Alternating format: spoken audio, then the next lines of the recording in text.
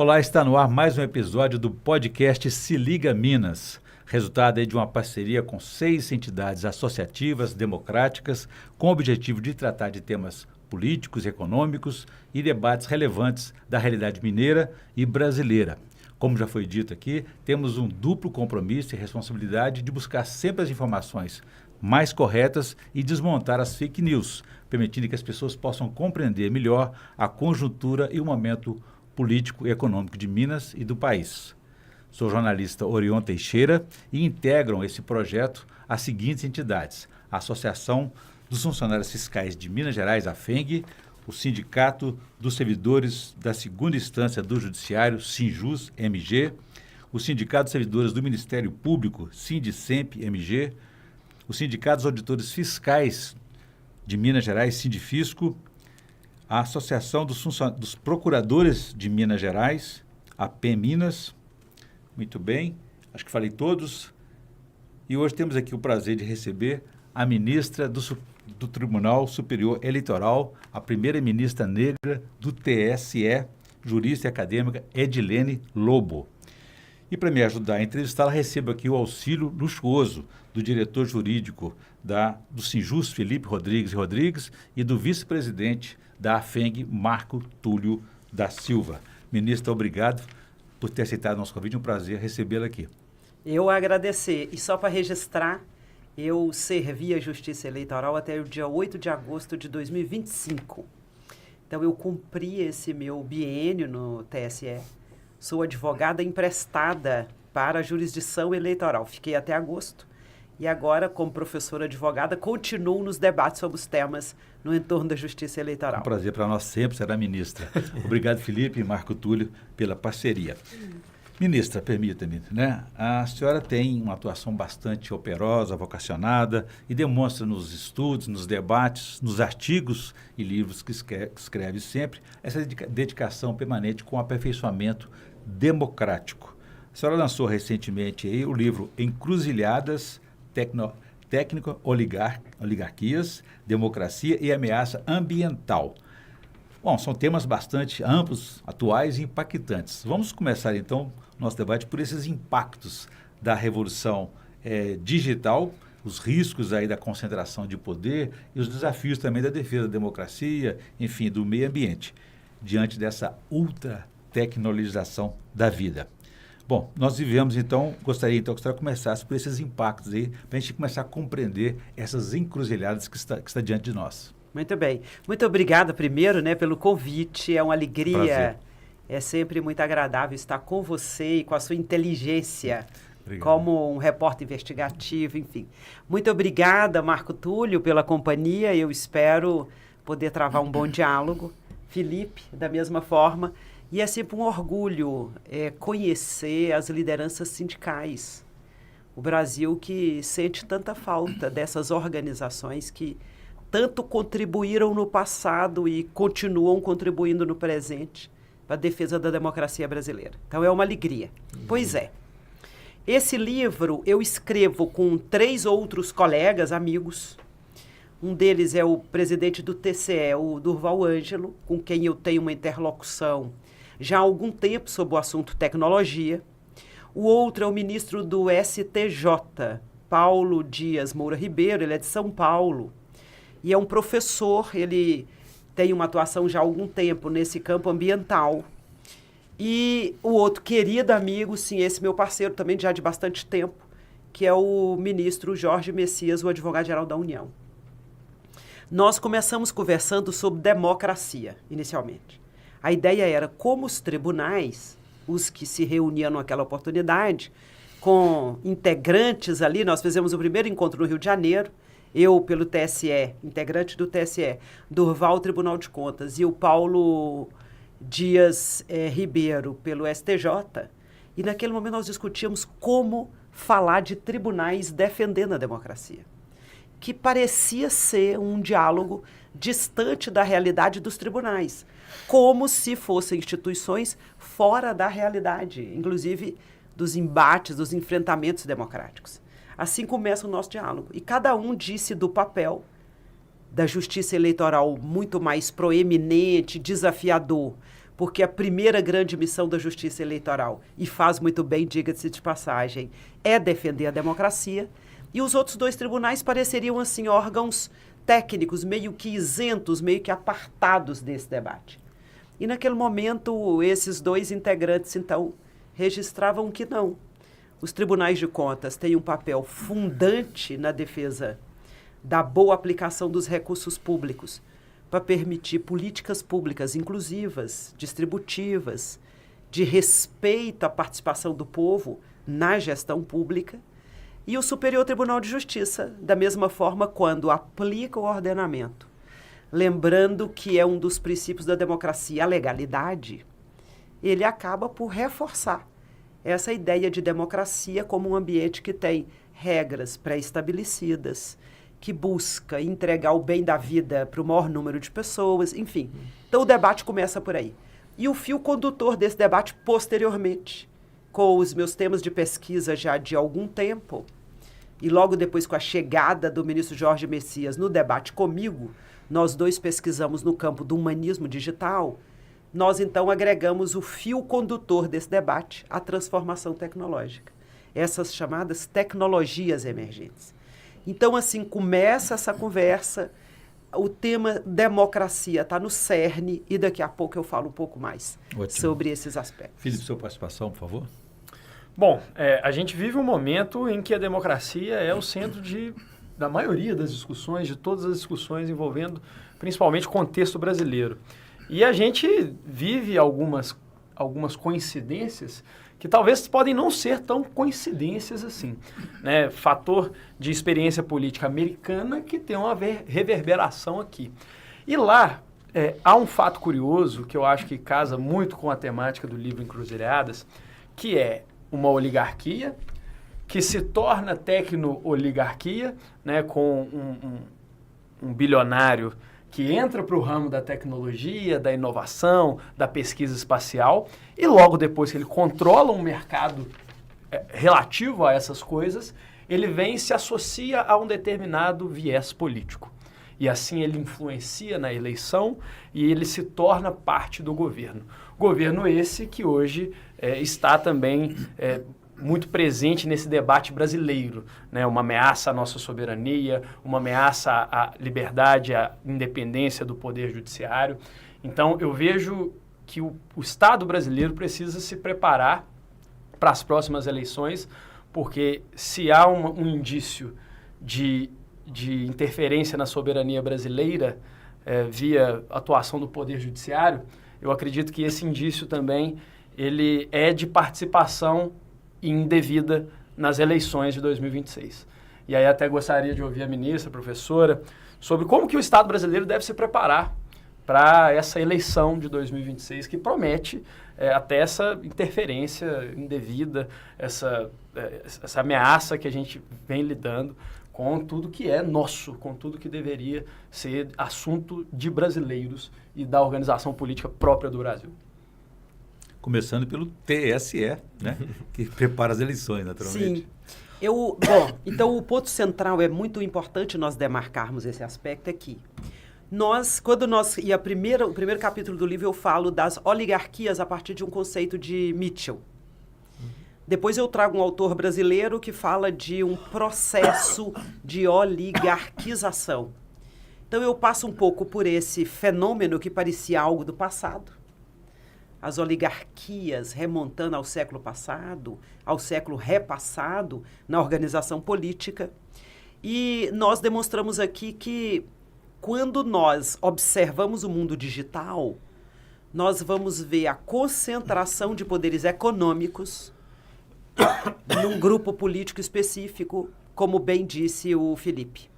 Então nós observamos a oligarquização, que é esse processo de poucas pessoas detendo muitos recursos, que operava no campo da economia e que acaba escapando para o campo da política.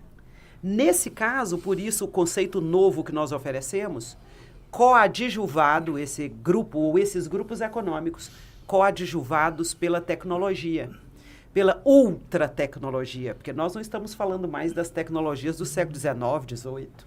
Nós estamos falando de tecnologias emergentes tal qual a inteligência artificial generativa, com um assunto muito preocupante para o ambiente eleitoral, Felipe, com toda razão, que são as deepfakes.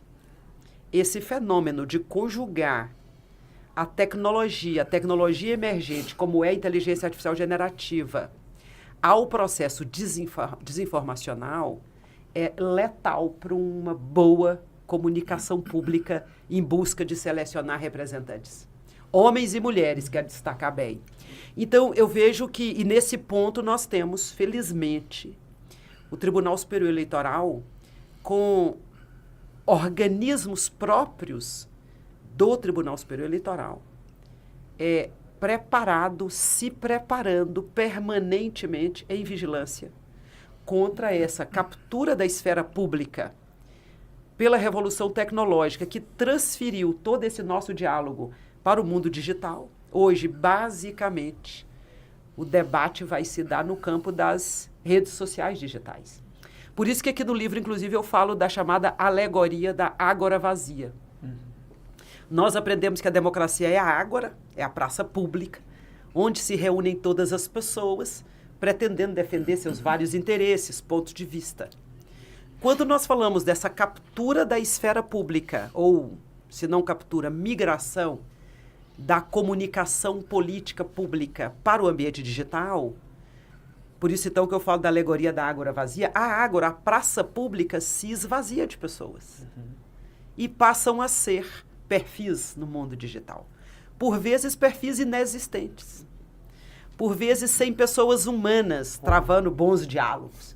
Aliás, num volume muito alto, muito preocupante, os perfis falsos que simulam diálogos com alguma intenção ou má intenção voltada às eleições. Mas eu diria que o Estado brasileiro, a partir do TSE, dizia eu, vem já há algum tempo compreendendo esse processo de tecnologização do ambiente da política. O TSE talvez muito mais aceleradamente, porque é do seu ambiente, é da sua expertise, fazer a gestão, fazer a defesa, julgar as demandas. E eu demarcaria 2018 como o tempo em que nós observamos. 2018 foi uma eleição importantíssima para o aprendizado de como se utilizou, e em alguns casos, como se abusou desse ambiente digital para a comunicação política. E a Justiça Eleitoral sai na frente. Sai na frente, por exemplo, com pactos para o enfrentamento à desinformação, envolvendo as plataformas. Porque elas são fundamentais. Não adianta nós ignorarmos, embora o desejo seja de regulação adequada, o desejo seja de ordenação desse ambiente, isso não se dará apenas e tão somente por uma imposição de uma regra escrita. Ela é fundamental, mas é preciso formar pactos no entorno da defesa da democracia. A Justiça Eleitoral conseguiu isso com algum sucesso desde as eleições de 2020 para cá, envolvendo as plataformas, assinando acordos de cooperação técnica e, principalmente, desenvolvendo organismos internos à própria Justiça Eleitoral como centro de enfrentamento à desinformação, capacitando o seu corpo técnico, a magistratura, envolvendo o Ministério Público. Então, eu diria que a Justiça Eleitoral brasileira, ela dá a receita, sendo singela, me desculpem aí pela figura de linguagem, mas ela dá a receita para tratar esse tema. Ela investe, primeiro, na capacitação do seu corpo técnico para compreender os fenômenos. Ela também cuida de educar, orientar. Então, ela trabalha com elemento pedagógico. Ela cria mecanismos de contenção e, principalmente, julga, ou seja, aplica a lei, a partir de regulações específicas. E aqui eu quero lhes contar que eu sempre destaco essa resolução e falo dela no livro, sempre que eu vou tratar desse tema. O TSE deu mostras de que é possível tratar de regulações específicas desse ambiente.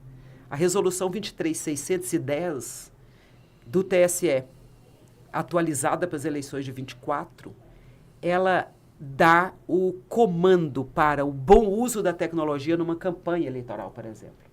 Ela também diz da responsabilidade das plataformas.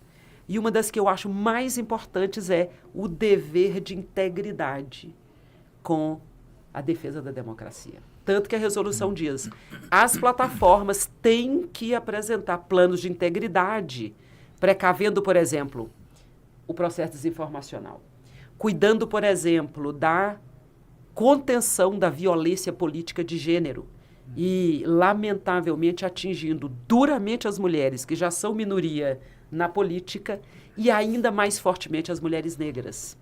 Então, a Justiça Eleitoral tem esse apanhado, tem essa expertise que outros órgãos do Estado brasileiro deveriam utilizar. E eu vou dar um exemplo para, né, não tomar todo o tempo, mas eu vejo como boas práticas para as chamadas agências reguladoras brasileiras nesse campo. Então, o TSE, ao reger o tema comunicação pública eleitoral, propaganda eleitoral, como uma regulação específica, bem recortada, limitada, dá uma boa informação, dá um bom norte, por exemplo, para a Autoridade Nacional de Dados. Dá um bom norte, por exemplo, para, e eu falo disso no livro, o Banco Central, que tomou iniciativa, por exemplo, de fomentar a regulação das bets, que está no centro aí dessa revolução tecnológica. Dá comandos para outras agências reguladoras de cuidar em cada campo seu, tratar de buscar fazer contenção do excesso, fazer o controle do mau uso da tecnologia. Porque a tecnologia é crucial para a nossa vida. É crucial, inclusive, para defender a democracia. E no campo ambiental, daqui a pouco eu conto. Muito bem. Muito importante, né, Marco Túlio, para esse papel garantidor das instituições pela democracia, né? Sim. E é muito bom a gente ter a oportunidade, né, de falar também de uma produção, né, de livros, né? A nossa sociedade vive também com relação à questão da tecnologia e da informação muito massiva, né? Essa carência de aprofundamento, né?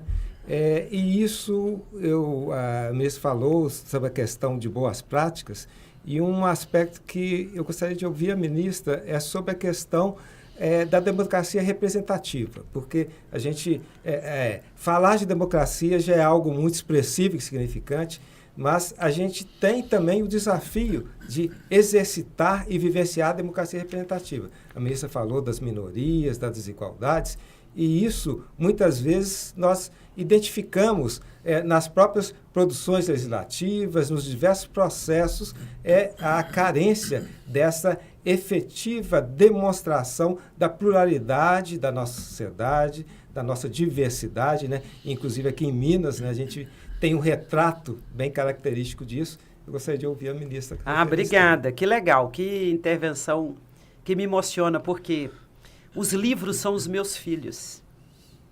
E quando eu já contei para vocês que eu nasci em Taiobeiras, eu era criança. Taiobeiras não era a pujança que é hoje, era quase que um povoado muito pequenininho. E o meu sonho, Orion, era ser dona de uma banca de revista. Porque eu achava que devia ser a profissão mais maravilhosa do mundo, era morar dentro de um lugar onde você só lesse. A ilusão de uma criança, né? Eu achava que numa banca de revista era o dia inteiro lendo. Olha que profissão maravilhosa. Mal sabia eu como que não é, embora belíssima e Belo Horizonte ainda mantém algumas bancas, né, tradicionais, mas mal sabia eu como que esse trabalho é duro e ainda de muita resistência. Quem tem uma banca de jornais, de revista, ainda são pessoas que acreditam, né, nessa formação das pessoas pelo conhecimento.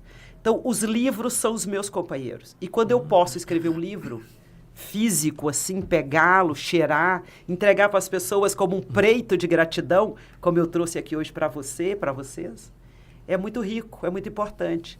E ao falar de livros, nós falamos de ciência, nós falamos de conhecimento e falamos de educação. Eu creio fortemente na transformação da vida pela educação deselitizadora. Eu sou a prova disso. Eu digo que minha trajetória mudou quando eu tive acesso à educação de qualidade. Minha vida pôde ser ressignificada e eu pensar, inclusive, em melhorá-la, tanto para mim como para minha família e para o meu entorno, quando eu pude acessar a escola pública com professoras tão maravilhosas que mudaram minha vida. Então, é também um pouco da entrega, da devolução de tudo que eu recebi. Porque eu sempre digo, e Orion aqui é meu companheiro de diálogo, que nós precisamos riscar do nosso dicionário a palavra meritocracia e substituí-la por boas oportunidades para as pessoas. E eu digo sempre que eu vi muita gente esforçar muito na minha própria família. Uma família humilde, pobre, eu vi muita gente esforçar muito e não vencer. Então, não basta só esforçar, tem que ter oportunidade. Distribuir livros, distribuir conhecimento, educação, é dar oportunidades. E, a partir daí, oferecer outras alternativas para as pessoas, né? Transformar suas vidas. Então, você me emocionou com esse registro inicial. Democracia, quando nós vamos aos clássicos, a gente aprende na escola, ou de ouvir dizer, ou de ler por aí, que democracia é o governo do povo. E, no primeiro momento, sim. Mas a democracia tem que superar essa ideia de processos eleitorais formais. Democracia tem que ser com, para e o tempo todo de olho nessa representação do povo. Então, não basta nós termos um encontro a cada 2 anos com as urnas, se esse encontro não revelar a construção de cada vez mais ambientes melhores para esse mesmo povo. E uma das maneiras, penso eu, de investir nessa melhoria é entender que uma sociedade tão plural como a brasileira, e aqui falou em Minas, tocou no nosso ponto fraco, né? Minas é absurdamente plural.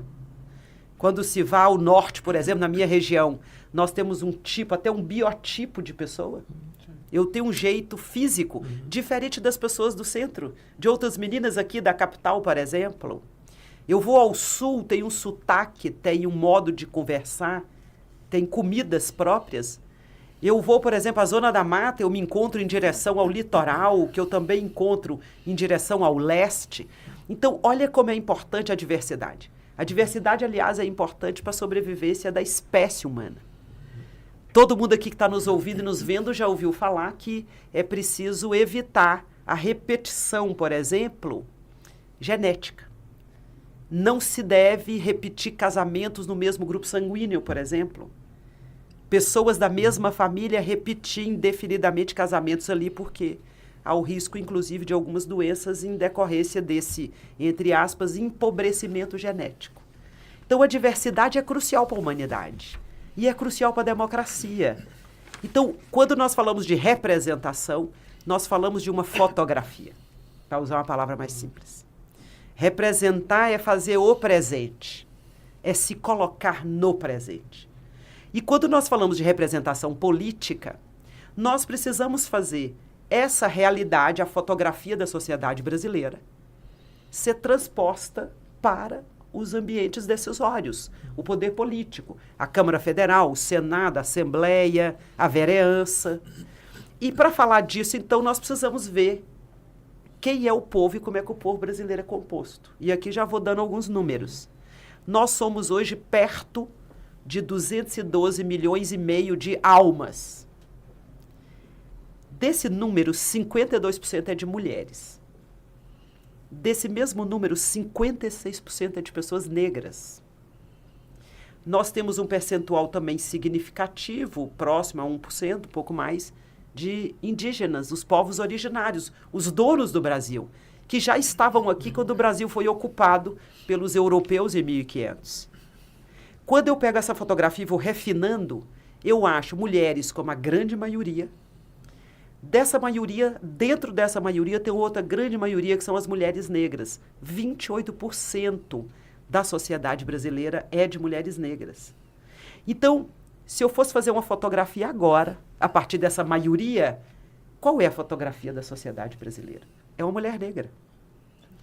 Essa fotografia, entretanto, quando nós vamos aos ambientes decisórios da política, onde se constrói ou se destrói possibilidades para um povo, nós vamos ver na Câmara Federal, de 513 cadeiras, só 30 são ocupadas por mulheres negras.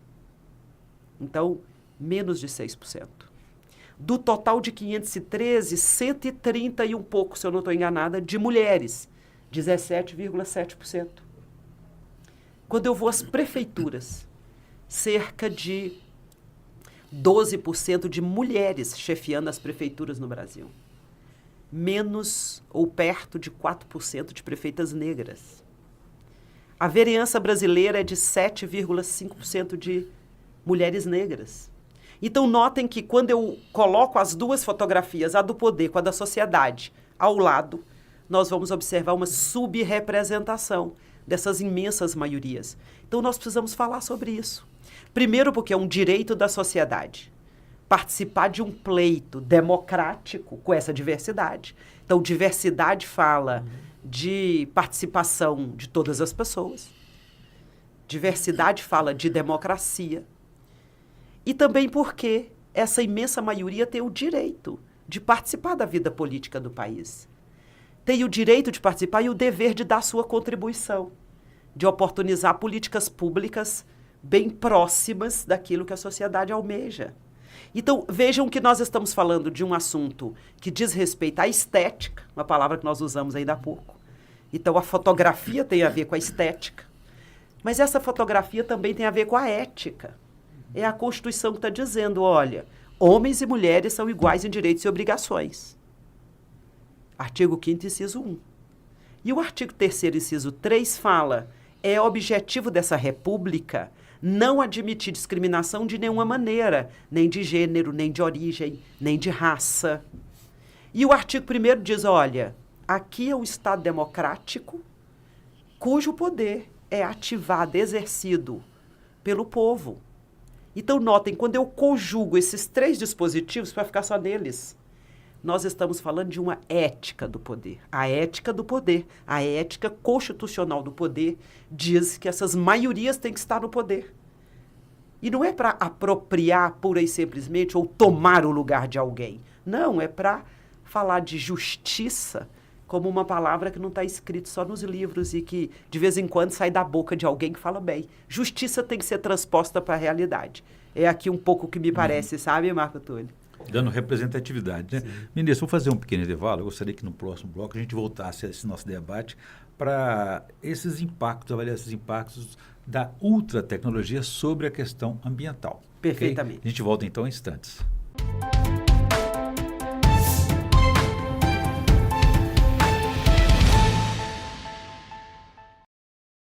Estamos de volta com o podcast Se Liga Minas. Hoje é uma edição especial para receber aqui, ter o prazer e a honra de receber a ministra do Tribunal Superior Eleitoral, Edilene Lobo, também jurista e acadêmica.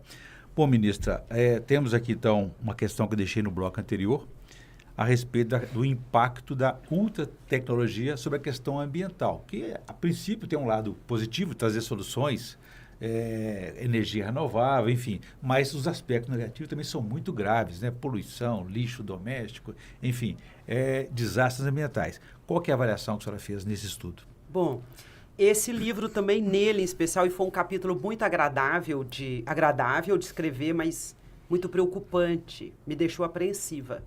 Eu fui atrás dos números, porque nós precisamos tratar desse assunto sem negacionismo e sem alarmismo. Precisamos conversar, ter um papo reto sobre essa matéria. E eu achei que era importante nós desmistificarmos algumas coisas. Uma delas é assim, a gente fala, inteligência artificial, tecnologia, nuvem. Parece que é algo imaterial. E não é bem assim. A inteligência artificial generativa, que é esse modelo que nós estamos usando mais presentemente, e que o produto mais emblemático e conhecido é o ChatGPT, que, bem traduzido, assim, de modo singelo, significa um programa de computador acessado pela internet, que por meio de perguntas ou demandas te entregam soluções. Aqui nós falamos por meio de prompts. Aquele programa de computador te entrega a tarefa desejada, por exemplo, escrever um texto sobre democracia. Produzir um PowerPoint. Agora tem outros aplicativos desses que entregam, e preocupando bastante a comunicação pública, microfilmes. O risco desse uso, por exemplo, direcionado a distorcer a realidade. Eu, aliás, comento aqui, passando esse livro, sobre o direito fundamental à realidade autêntica. Nós estamos falando de direito à realidade autêntica. Notem como é que nós tratamos nesse ambiente de um tema preocupante. Mas com relação à questão ambiental. Então, eu comecei investigando os números, eu de olho na COP30, que vai acontecer aqui no Brasil, em Belém do Pará, em novembro, eu pesquisando a pegada ambiental da inteligência artificial generativa. Isso que parece acontecer no plano fora da realidade física. E eu descubro que, primeiro, a partir de uma grande escritora que eu quero recomendar, quem puder fazer a consulta dessa obra, Kate Crawford, chama Atlas da IA. Essa obra já tem em português e ela vai dizer o seguinte: primeiro, a inteligência artificial ela não é nem inteligente nem artificial. Ela é, na verdade, uma apropriação da inteligência social. E ela não vive no plano das nuvens, ela tem uma existência prática, ela tem uma existência física. Ela consome muitos recursos ambientais, principalmente água e energia elétrica, sem contar os minerais raros para produzir baterias, para produzir os vários dispositivos eletrônicos, os mesmos que viram lixo e que cada dia mais vêm sendo aposentados, vêm sendo retirados de circulação, digamos assim, para forçar o consumismo. Então, a inteligência artificial generativa, a ultra-tecnologização da vida, que nos fez entregar quase tudo para um programa de computador, ela tem um custo econômico, ela tem um custo para a democracia e ela tem um custo para o meio ambiente. E aqui eu dou um exemplo, singelo. Há outros, eu passo por outras pesquisas para tratar desse tema. Mas, por exemplo, uma pergunta feita a esse programa de computador chamado ChatGPT. Se nós fizermos a mesma para o motor de busca do Google, então usar um buscador que você vai lá e digita no Google, perguntando algo para o Google, e fazendo a mesma pergunta no ChatGPT, considerando a alta capacidade computacional de processar dados desse sistema algorítmico, o gasto de energia e água é 10 vezes maior no ChatGPT do que no Google. Outra coisa, nós estamos vendo, e eu trouxe uma pesquisa do PNUMA, do Programa das Nações Unidas pelo Meio Ambiente. O consumo de bens ambientais, principalmente de energia elétrica, vem escalando numa velocidade que impressiona. Então, nós estamos falando de engenhos tecnológicos muito importantes, mas que também invadem esferas da vida igualmente importantes como o meio ambiente. Então, uma das sugestões aqui é, qual é a proposta sua? É acabar com as máquinas? É quebrar os computadores? Em absoluto. A minha ideia é aproveitar a inteligência humana que cria o ferramental tecnológico para fazer com que ele sirva bem à sociedade. E não se sirva dos bens da sociedade para gerar dinheiro, riqueza para os seus donos. Porque isso é outra coisa que nós temos que falar. A tecnologia tem dono, ou melhor, tem donas. Nesse estudo aqui também eu mostro isso, junto com os meus colegas que escrevem a obra. Nós temos das 10 grandes Big Techs, empresas transnacionais de tecnologia, 3 asiáticas e 7 sediadas nos Estados Unidos da América do Norte. Então, nós estamos falando de uma propriedade e nós estamos falando de lucratividade de pessoas e instituições não nacionais, com bens e recursos nacionais. Então, esse papo tem que ser reto, o diálogo tem que ser aberto. Até porque... O que nós poderíamos, aí eu falava dessa ideia. O que nós poderíamos fazer, então? É negar a tecnologia? Não, mas nós vamos discutir. Vai implantar uma solução tecnológica? Um tribunal vai adotar um robô? Como, por exemplo, o Tribunal de Contas de Minas Gerais, e eu conto aqui nesse livro também, junto com o conselheiro que o escreve comigo, tem adotado robôs para facilitar, por exemplo, as auditagens, as auditorias. Vai adotar uma solução tecnológica? Tem que discutir compensação climática. Tem que discutir a pegada de carbono.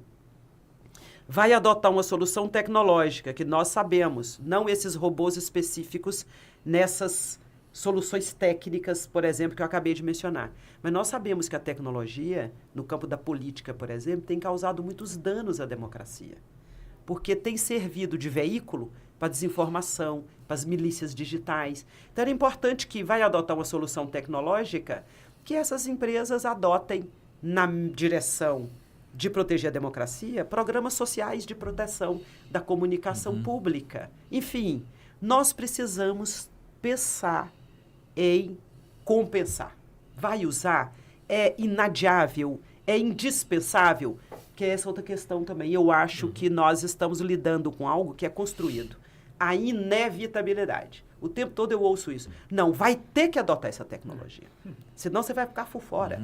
Você vai ficar fora do mercado de trabalho. A questão é como adotar e o que adotar, né? Porque até a automatização de tarefas simples e até as mais complexas estão sendo envolvidas nisso, né, Felipe? O que você ia dizer? A gente está vivendo a plena revolução tecnológica, né? São várias revoluções que dentro da história humana mudaram o rumo da nossa história. Revolução agrícola, revolução industrial, hoje é a revolução tecnológica. Se nas épocas passadas o modo de produção era influenciado por energia simplesmente, e aí o petróleo ganha a sua relevância, hoje o ouro da sociedade é o dado. E é curioso ver como que o Poder Judiciário, por exemplo, e as instituições brasileiras estão se portando dentro desse contexto. Lá no Tribunal de Justiça de Minas Gerais, por exemplo, acabaram de implementar o Google Workspace como o ambiente de troca de todos os dados internos da instituição. Então, todo servidor tem o seu e-mail vinculado a Google Workspace. E depois de um ataque hacker bem sucedido, que fez incluir um mandado de prisão no banco de dados do sistema do Tribunal de Justiça de Minas Gerais, um mandado de prisão falso, e levantou-se uma discussão a respeito da integridade do sistema, a respeito da fragilidade dos métodos de segurança, resolveram adotar uma ferramenta da Google para autenticar todos os acessos aos sistemas do Tribunal de Justiça. E é preciso perceber que aqui a gente está entregando o nosso ouro para outras instituições. E, notadamente, acho que pouca gente faz essa reflexão, para empresas cujas donas, né, para organizações cujas donas estão no Vale do Silício, cujas donas são daquele mesmo país que hoje ameaça a independência do próprio Poder Judiciário. Será que é isso mesmo que a gente quer? E aí, é importante também a gente lembrar que o Brasil está numa posição de submissão nesse assunto, né? O Brasil hoje se contenta em ser exportador de matéria-prima e ele consome tudo que é tecnológico de outros países, né? Discutindo essas soluções com a administração do Tribunal de Justiça de Minas Gerais, por exemplo, a atitude parece ser: é a Google que eu preciso contratar porque é a que tem, é a opção que tem. E aí eu chamo a atenção para algo que acho que pouca gente pensa. E pouca gente pensa porque hoje a moda é desestatizar. Todo mundo coloca como sugestão, como solução para os problemas que a gente tem, a desestatização das coisas, das soluções, do que a gente precisa para sobreviver. Mas não seria, nesse caso, necessário a gente inverter essa lógica e estatizar esse processamento de dados, essas ferramentas tecnológicas que hoje a gente precisa para produzir no Poder Judiciário, nas instituições brasileiras? A gente não deveria ser mais independente e ter uma empresa brasileira estatal de processamento de dados, professor? Bom, esse assunto ele é candente, de fato, e preocupante. Ocorre que essa não é uma realidade só do Brasil, a dependência tecnológica. Eu pude visitar o supercomputador sendo desenvolvido em Barcelona. E eu fiquei muito curiosa, porque quando eu tive notícia do supercomputador, ele veio sob o título de Mare Nostrum. E fiquei sabendo que ele estava sendo desenvolvido numa igreja. E me ocorreu, olha, os novos deuses da tecnologia. Eu vou procurar saber o que é isso. Eu desenvolvo um trabalho em Barcelona, eu faço lá um segundo pós-doutorado e oriento, inclusive, alunas brasileiras estudando lá. E eu, vou lá. Fui conhecer o supercomputador, consumindo cerca de 200 milhões de euros. E, de fato, eu vi máquinas incríveis. Grandes espaços. E eu perguntei por que era numa igreja. E o técnico foi muito direto assim comigo, disse, porque era o prédio mais alto que eu tinha aqui. Então não tem nada a ver com o sagrado.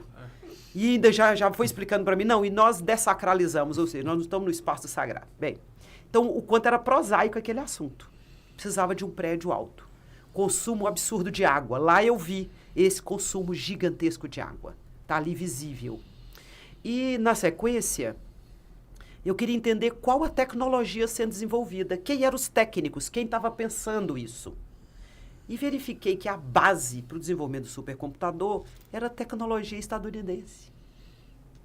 Então, você estava partindo de uma base que é dominada hoje maciçamente pelos americanos do norte para desenvolver uma tecnologia sua.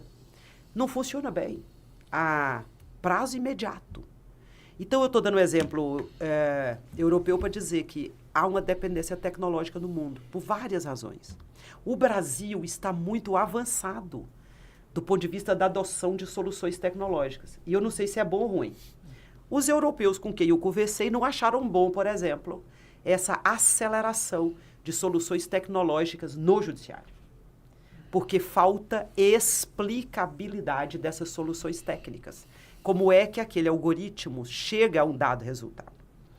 Eu escutei professores franceses, alemães, estive na Alemanha. A Alemanha não é tecnologizada assim como parece. Os alemães, aliás, têm um hábito que nós perdemos aqui, talvez por uma engenharia nacional, para te dizer que nós temos capacidade de desenvolver engenharia nacional, tecnologia nacional, engenharia tecnológica nacional. Depende de uma visão estratégica e depende de grana. Mas então, os alemães, por exemplo, não têm o hábito de usar o cartão de crédito com a frequência com a qual nós usamos. Aqui também pode ser falta de dinheiro. Mas lá é hábito, não há o hábito. As pessoas usam dinheiro, têm dinheiro no bolso.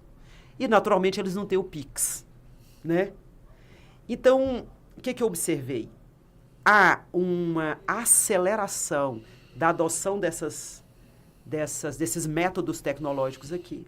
Bem pertinho de nós, na Colômbia, eu acompanho, tem um grupo de pesquisa na Colômbia ligado ao judiciário e eles querem saber o básico, porque eles não têm essa visão do processo jurisdicional tecnologizado. Então, você vê que, em porções diferentes do globo, a adoção de soluções tecnológicas são diferentes, mas também observo que é comum essa dependência, digamos assim. Significa, então, que não é um problema só nosso. Há uma concentração, por isso que eu falo das oligarquias tecnológicas, há uma concentração do desenvolvimento dessas soluções tecnológicas no Vale do Silício, onde estão os bilionários do globo. Significa que, para você falar de independência tecnológica, além de uma visão estratégica, é preciso ter dinheiro aplicado. É preciso voltar o orçamento público, por exemplo, para as universidades. É preciso fazer com que as empresas invistam na pesquisa, desenvolvam engenhos tecnológicos em parceria com os governos, mas mirando um cliente público, que é um pouco a solução que os americanos do Norte adotaram ao longo do tempo. Então, notem, nós precisamos falar dessas estratégias. O Brasil tem um plano, o PBIA, é o Plano Brasileiro de Inteligência Artificial. O PBIA pensa, inclusive, em data centers verdes, para reduzir essa pegada ambiental da IA. Acho que falta muito ainda para ser desenvolvido, mas é uma boa ideia. O Brasil mostra que, mesmo com a falta de investimento, tem inteligência nacional, por exemplo, que desenvolveu a urna eletrônica. Tem inteligência tecnológica, criou o Pix. Todo mundo está ouvindo falar sobre o Pix. O Pix é uma realidade segura no Brasil, que de A a Z, de ricos a pobres, usam o Pix. É uma tecnologia nacional. Então, é para dizer que, quando você tem visão estratégica, investe e promove, é possível nós sonharmos com uma independência tecnológica. Agora, convenhamos, se você, a cada problema, buscar a solução mais rápida, possivelmente você nunca vai investir numa solução própria, porque demanda ensaio e erro, demanda investir nas pessoas. E aqui já vou emendando com outra questão. Por exemplo, as mulheres na tecnologia. Nós não temos mulheres na tecnologia. A tecnologia desenvolvida no norte global, monofônico, falando inglês, de homens brancos, ricos, não contempla a diversidade brasileira. E está provado, por exemplo, que engenhos tecnológicos aplicados à segurança pública, como o reconhecimento facial, em 3 estados brasileiros, eles falham absurdamente, porque não são treinados para identificar pessoas negras. As pessoas negras e as mulheres nessa tecnologia vindo do norte global, essas pessoas são excluídas. O ambiente tecnológico é inamistoso a mulheres e a pessoas negras. Aí eu digo, falamos ainda há pouco, quando falávamos de democracia, né, Marco Túlio? Sim. Que o Brasil é feito de mulheres e pessoas negras, majoritariamente. Como que você adota soluções tecnológicas que não contemplam essa realidade? Mas volto a dizer que para isso tem que investir. Dou um outro número. Das engenharias da inovação e tecnologia no Brasil, apenas 3% das cadeiras nas faculdades são ocupadas por meninas negras.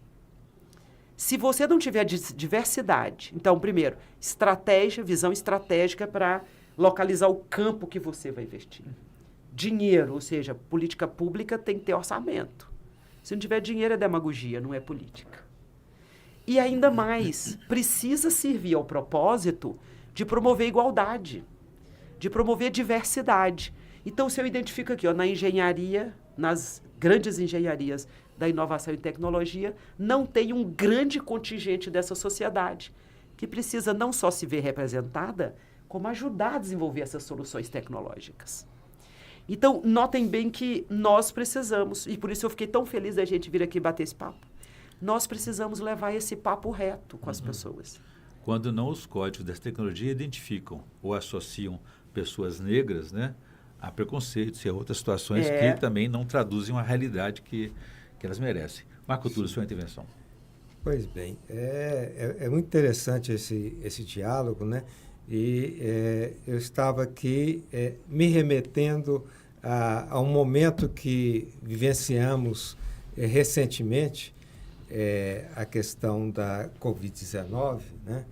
Que, a meu ver, dialoga muito com a questão ambiental, a questão de desequilíbrios, e quando toda a sociedade, né, em uma repercussão, né, em caráter de epidemia, né, causou uma comoção, a sensação era de que vamos ter um salto de aprendizado enquanto seres humanos, enquanto sociedade, e até mesmo do ponto de vista da ciência, que naquele momento a ministra mencionou a questão do investimento nas universidades, nas faculdades.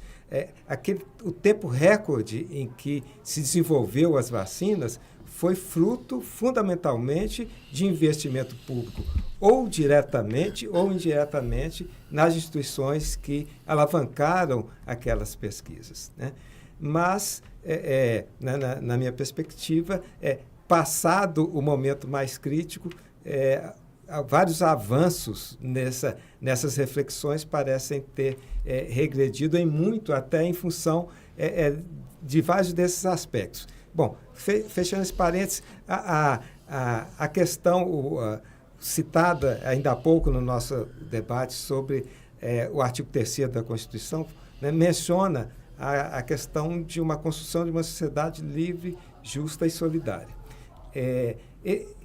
Olhando para todos esses dilemas, né, da tecnologia e ambientais, será que nós estamos fazendo jus ao nosso comando constitucional de construção de uma sociedade livre, principalmente justa e solidária, tratando dessa forma esses temas tão relevantes?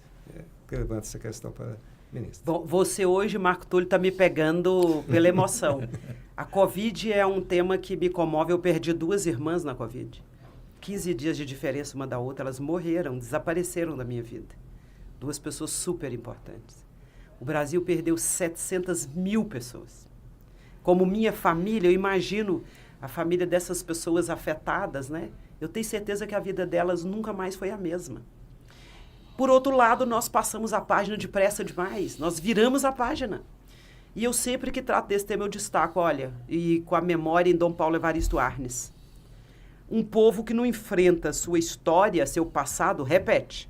Digo isso com relação ao passado autoritário, digo isso com relação a um passado muito recente que envolveu a morte de tantas pessoas.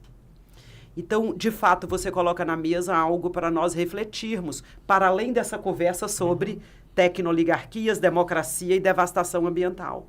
Nós precisamos aprender a olhar para o passado, para tirar lições dele, para viver o presente e projetar algum futuro. Então, o passado, nem sempre, quase sempre, ele não deve ser visto com saudade, não pode ser saudosista daquilo que não é bom. Então, lembrar da Covid todos os dias é importante porque nós não podemos esquecer o que nós vivemos. Pois bem, nós falamos de paradoxos quando falamos do mundo tecnológico. De um lado, serve muito bem para tanta coisa. Exemplo. Aliás, tem uma humorista mineira que eu amo, que ela fala comparação. Sabe de quem eu estou falando? Concessa. Maravilhosa. Aliás, fiquei sabendo que ela anda muito bem, cada vez mais ativa. Minha família ama, minha mãe então ama o trabalho dela. Pois bem, mas falando desse assunto da paradoxalidade, um exemplo claro aqui. Nós estamos em BH, reunidos hoje, de modo tão agradável nesse lugar, já comemos pão de queijo, bolo, café, e certamente um monte de gente do outro lado do globo vai nos acessar. Então, olha que importante. Isso é produto da revolução tecnológica. Hoje mesmo, eu vim de Brasília cedíssimo para cá e pude fazer uma teleconsulta.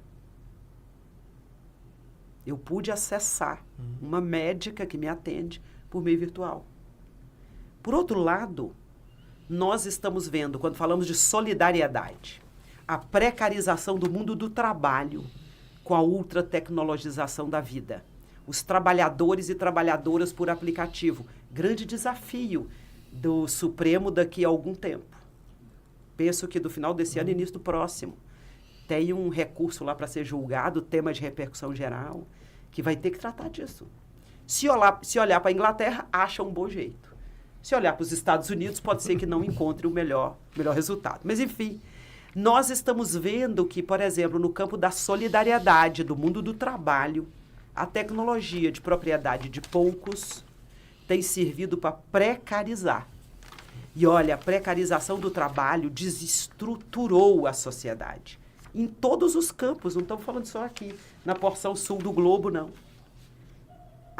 Essa impactação do mundo do trabalho, esse desmonte da sociedade do trabalho com a tecnologia, isso tem custado agora e custará ainda mais para as sociedades contemporâneas.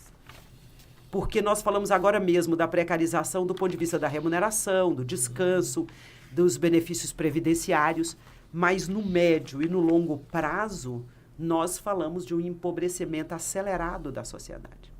Então, nesse campo específico, nós vemos a tecnologia desservindo a solidariedade, desmontando a organização dos trabalhadores e trabalhadoras, enfraquecendo o movimento sindical como instituições importantes de mediação da vida da esfera pública. Então, nós vamos ver que, em geral, quando nós falamos da tecnologia apropriada por pequenos grupos trilionários, com ganhos exclusivamente privados, esse é um problema. Agora, se nós pensarmos na tecnologia, e aqui vai um outro autor que eu quero sugerir para o público. Tem um jovem estudioso chamado Lucas Vilauta, de São Paulo, e o Lucas diz assim, olha, é possível aproveitar essa experiência tecnológica, mas nós vamos ter que falar de uma replataformização democrática. Nós precisamos falar de cooperativismo para a vida digital. Então, se nós falarmos do mundo do trabalho em especial, falando de solidariedade, nós vamos ver um impacto absurdamente negativo na vida das pessoas. E a construção de fantasias deletérias, como aquela de que, se você for empreendedor de si mesmo, você vai, avançar na vida. Aí eu vejo o menino, as meninas, já mulheres, muitas mulheres, eu vejo os meninos negros montados em cima de uma moto a não sei quantos quilômetros por hora, entregando uma comida que ele nunca vai comer. Isso é empreendedorismo onde? Isso é evolução quando? Então, a depender do campo, nós vamos ver que, de fato, nós precisamos falar, como Lucas Vilauta recomenda, de uma replataformização. E pensar em soluções locais, com a tecnologia. Por exemplo, eu já estive, de novo lembrei da Concessa, comparação, eu já estive em outras capitais que têm aplicativos de transporte próprios para aquela cidade. Outro dia, no Espírito Santo, eu descobri um aplicativo regional interno. Pode ser uma boa solução para você usar a tecnologia para compartilhar soluções interessantes para aquela coletividade. De novo, nós precisamos colocar esse debate na mesa, precisamos entender que há um compromisso nessa sociedade, a partir da Constituição, com o povo, com a promoção da humanidade, com essa promessa ainda incumprida, de transformar aqui num ambiente de solidariedade, de partilha dos bens fundamentais da vida, de igualdade, de equidade. Então, nós estamos vendo assim, de fato, é preciso desmistificar esse diálogo. E é preciso conversar com as pessoas de um modo mais singelo também. Aí, parte da academia peca. Porque, por vezes, um diálogo muito erudito não consegue chegar à realidade das pessoas. E você trouxe um exemplo maravilhoso da academia, do mundo da ciência, perto das pessoas. Todo mundo acompanhou o desenvolvimento da vacina para a Covid. Aqui em Minas Gerais, inclusive, soluções maravilhosas. Então, eu acho que, como boa mineira, né, eu não sei de nada, mas eu desconfio de tudo. Como boa mineira, eu desconfio que um primeiro passo é colocar essa conversa assim, igual nós estamos fazendo. Nós precisamos popularizar o diálogo sobre tecnologia e democracia econômica, que é outro tema tão caro para nós. Mas eu vejo um problema, porque a promessa com as tecnologias, principalmente quando nós começamos a acessar o Google há 10, 12 anos atrás, a promessa é de que nós teríamos acesso franco ao mundo, que nós teríamos uma abertura igualitária para outros continentes, que a tecnologia serviria para nos igualar, e nós estamos vendo que, muito antes, pelo contrário. Não há uma partilha dos bens e dos saberes tecnológicos, ao contrário, há uma apropriação, me parece. Tudo bem, ministro. Infelizmente, o tempo conspira contra esse encontro agradável, histórico aqui para o nosso podcast. Essa aula. E nós temos aqui mais 5 minutinhos e eu quero contar com as considerações finais de todos. 1 minuto para você, Felipe, outro para o Marco Túlio, e depois a ministra vai encerrar com grande estilo. Vamos lá. A gente, nesse debate que envolveu muito tecnologia, precisa sempre pensar qual o preço que eu estou pagando em troca da facilidade que a tecnologia entrega e para onde que essa tecnologia está nos levando. Eu acho que hoje a gente pôde debater e fazer um olhar muito lúcido sobre essas duas questões. Eu não acho que as instituições brasileiras também podem se furtar a esse debate, porque a tecnologia vai levar essas instituições para algum lugar também e talvez até furtar delas o papel que elas precisam desempenhar na nossa sociedade. Obrigado, ministra, pela aula, pelo conhecimento, pela participação aqui. E é um prazer sempre estar aqui com vocês, Orion, Marco Túlio. Obrigado. E você que nos assiste. Marco. Pois bem, eu vou tocar aqui num ponto que considero muito caro na nossa vida, que é a questão da responsabilidade. E eu digo isso porque essa questão da tecnologia também, os instrumentos, seja do Google, da inteligência artificial, muitas vezes remete a uma certa delegação de responsabilidade. E aí, né, eu falo com todos que nos assistem, para todos nós, que para que a gente possa, na minha perspectiva, avançar, né, em um contexto de evolução, desenvolvimento, precisamos cada vez mais que todos nós sejamos responsáveis das nossas escolhas, nas nossas opções. Eu acho que isso que vai nos construir de forma mais satisfatória, de forma mais colaborativa. Então, é isso que eu gostaria de encerrar, dizendo que foi uma imensa satisfação poder compartilhar com todos aqui esse momento e com aqueles que nos assistem. Muito bem. Ministra, por favor. Eu começo sempre minhas orações com agradecimento e eu encerro também agradecendo. É muito oportuno poder partilhar com vocês essas inquietações. Eu não tenho respostas, mas algumas impressões. E eu busco, na minha pesquisa, nos meus escritos, nas minhas aulas, no meu aprendizado, sempre colocar em xeque quem está no centro de gravidade. É preciso perguntar, numa sociedade democrática, quem é o centro de gravidade? São as pessoas. Então, quando nós falamos de tecnologia, nós vamos lembrar que é para elas que a tecnologia serve. A tecnologia tem que ser direcionada para boa comunicação pública, sem desinformação. Tem que ser direcionada, por exemplo, à partilha dos saberes, a possibilidade do acesso à educação de qualidade emancipadora. A tecnologia tem que servir para que nós possamos conectar pessoas no entorno de bons propósitos, e não o contrário, como nós acompanhamos e estamos vendo, né? Essa erosão da esfera pública comunicacional nas democracias, não só no Brasil. Essa agressão ao presente e ao futuro de uma nação, que são as crianças e adolescentes, por exemplo, com o cyberbullying, com o vício em telas, com crianças sendo manipuladas, adultizadas, para gerar dinheiro para quem as explora no mundo digital, dentre outros tantos problemas. Por outro lado, e eu falava de paradoxos, né? Eu vejo grandes possibilidades para a tecnologia se destinar a servir a sociedade. Num outro livro que eu escrevi antes desse, em 2023, chamado Inteligência Artificial e Direitos Fundamentais, meio que fazendo analogia com o tempo da Covid, eu falava que nós precisamos pensar em campanhas de vacinação. E eu falava de vacinação contra a desinformação no mundo digital. E mais recentemente eu ouvi algumas pessoas comentando dessa possibilidade de vacinar a sociedade para se proteger, por exemplo, das fake news. E um dos modos de fazer essa vacina, que eu sugeri lá em 2023, é começar a conversar com as pessoas sobre quais conteúdos são distorcidos no mundo digital. É usar a palavra sem medo para efetivamente orientar, educar e possibilitar dar voz a quem não tem. Então, eu colocaria como minha consideração final, olha, a razão de ser, o sentido disso tudo é a pessoa humana. É nela que nós temos que focar. E você tem razão, Marco Túlio. Nós também, por nossa vez, cada um de nós tem que ter responsabilidade com a outra pessoa. E aqui eu me lembro de uma filósofa maravilhosa, Hannah Arendt. Ela dizia, a autoridade é quem se importa com a outra pessoa.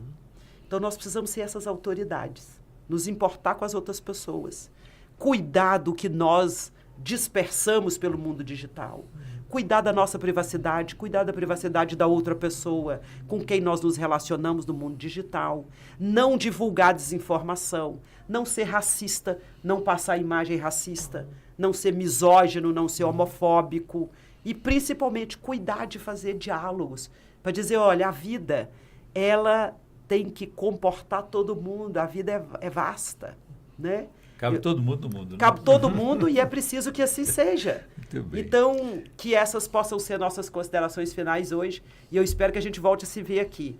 E desejo imensamente que nossas palavras aqui hoje possam gerar algumas reflexões. Até uma outra oportunidade. Será um prazer, ministro. Eu também quero encerrar com agradecimento, agradecer pela presença, pela oportunidade histórica dessa conversa agradável, desse aprendizado, né? Agradecer também aos nossos convidados aqui, os parceiros Felipe, do Sinchus, Marco Túlio Silva, da AFENG, agradecer a ministra do Tribunal Superior Eleitoral, Edilene Lobo, e agradecer a todos que viabilizaram esse projeto. Eu vou até repetir aqui o nome de todos os nossos apoiadores e parceiros, para não cometer nenhuma incorreção.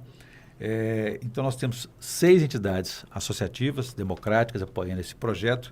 A Associação dos Funcionários Fiscais de Minas Gerais, a AFENG, o Sindicato dos Servidores do Ministério Público, Sindicemp-MG, o Sindicato dos Auditores Fiscais de Minas Gerais, Sindifisco, o Sindicato dos Servidores da Justiça de Minas Gerais, SEJUSMIG, o Sindicato dos Servidores da Justiça de Segunda Instância de Minas Gerais, SINJUS, MG, e a Associação dos Procuradores do Estado de Minas Gerais, APMinas. Obrigado a todos.